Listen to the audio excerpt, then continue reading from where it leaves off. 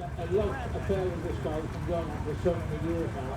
I first saw a picture of it when I was a schoolboy in the 1950s, but then in the late 1990s I actually saw the car in the metal, had to buy it, was very lucky to end up with it, and I've now owned it for 20 years, hope I can own it forever.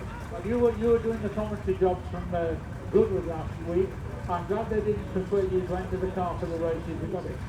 Wonderful. Simon Taylor, ladies and gentlemen, thank you, Simon, and for the pleasure to talk to you. And of course, what you say is that what you need from them, and I think it's a great day. But I'm going to say that we've got some more like the most of the market models before, or a couple of electric specials, probably quite hard, a lot of money for money. And I got my microphone up to probably quite a steering wheel at a funny angle. You've got to get in, otherwise I can't get in it. Sometimes I get, I tell you what it is, you've got the rear of 2 forward, V8. It's probably 600 original in the car, didn't it? No, that's always down a Mustang.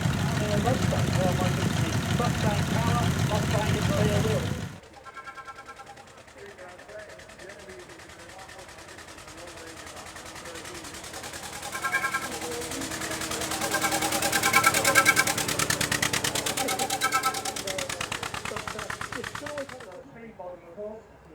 And then we've got the Elvis with the.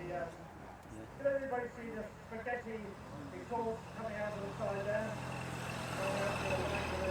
Do you think that helps your propulsion, sir? Well, I do hope so. Sounds like it does. Well, it certainly is. Yes, I do.